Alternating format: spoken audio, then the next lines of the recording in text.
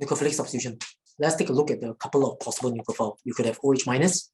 So if you substitute OH minus, you end up with alcohol. Bear in mind that water is also a nucleophile, and it can undertake hydrolysis of the halogenyl alkane, which will also produce alcohol.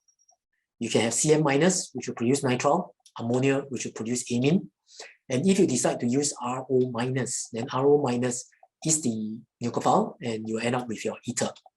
If you have a CH3CO minus, after the reactions with halogenyl alkane, you in fact produce your ester. And finally, if you use H2S and HS minus replaces your X minus, then you will produce your thiol. Now, next that we want to look at is the reaction mechanism. In the reaction mechanism, there's actually SN1 and SN2 to look at. There's actually two mechanisms for halogenyl alkane. In the first, in SN1, whereby 1 indicates that the order of reaction is 1, it means that in the first step or the rate determining step, it involves only one molecule, and in this case, specifically, only halogenyl alkane. So that's the reason why the rate of reaction is K concentration of the halogenyl alkane raised to the power of 1.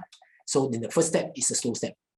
So during the first step, the X minus will leave, producing actually a carbocation, and the carbocation is planar, and therefore, if the nucleophile were to come in and bond to it, there's equal probability to go from the top and below, and hence, if this carbon ends up as being chiral, then then what you get is actually a racemic mixture. That is that you produce 50% of each of them. All right. In terms of the carbocation, obviously it's an intermediate. Because it's an intermediate, that is actually the energy profile diagram. Next, in the next mechanism that we look at, we're now looking at SN2. 2 represents that the overall order of reaction is 2, which means it involves one nucleophile and as well as the halogenyl alkane. In this reaction, it is actually slightly different because the nucleophile now have to go towards in the C to X direction. The reason is because the halogens is actually pretty big, and more importantly, it is delta minus. It is therefore not possible for the nucleophile to gain access to carbon via this direction, and also the activation energy will be pretty high. So the first thing to note when you do a sketch for the mechanism itself, bear in mind that it has to be, the nucleophile has to come in from the C to X direction.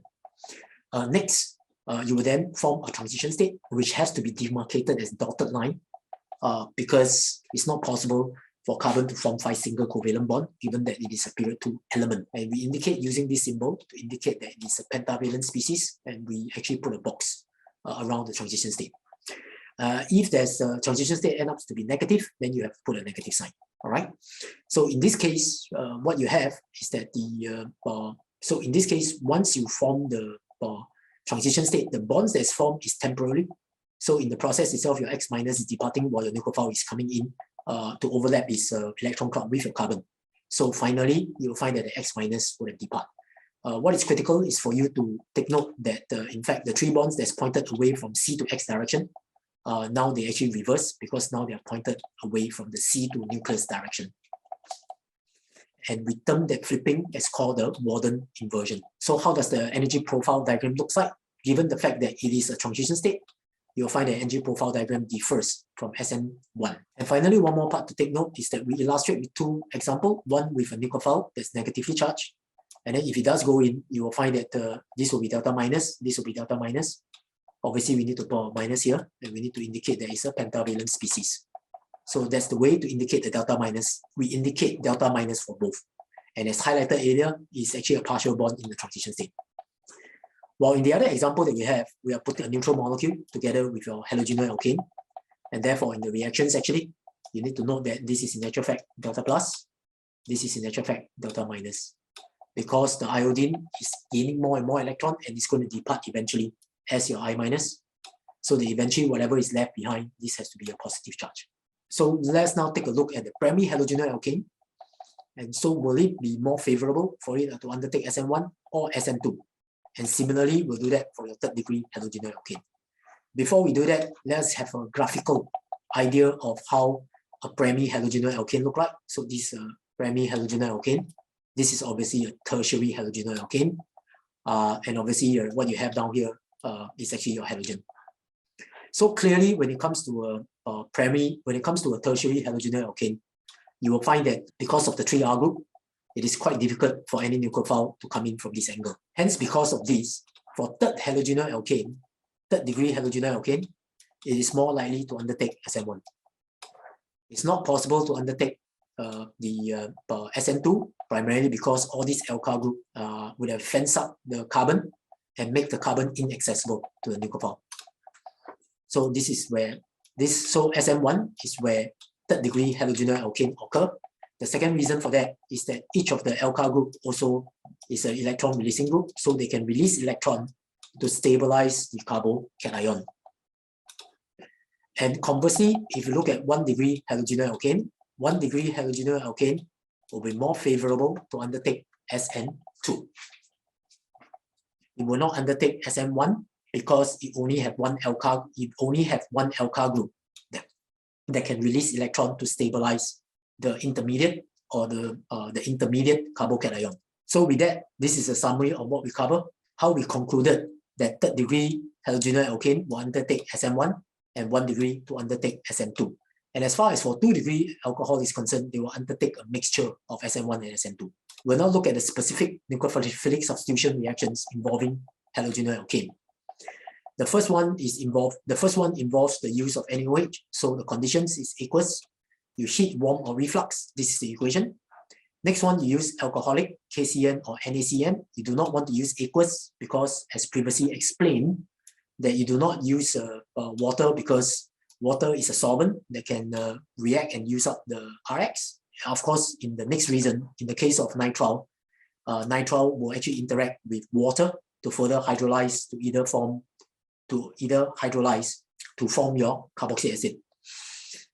So in this case, you have to use ethanol as a solvent. So this is the equation that eventually produce your nitrile. Take note that in this reaction, you actually have a step up because you thus increase the number of carbon chain by 1. Next one, we'll be looking at concentrated ammonia. Concentrated ammonia, you use alcoholic as well. Same reason, you do not want the water to be there to use up to chemically react with your halogenyl alkane. You heat them in a sealed tube, not reflux, because in the case of a reflux setup, actually any gases are allowed to evolve out from the reacting vessel. You heat them in a sealed tube because by and large, ammonia is a gas. Bear in mind that in this reaction, we need to examine it from 2 perspectives. The first perspective we're going to do is to first look at what happened when ammonia is in excess. And then after that, we look at what happened when ammonia is limited. So when ammonia is in excess, there's a lot of these and very few of these.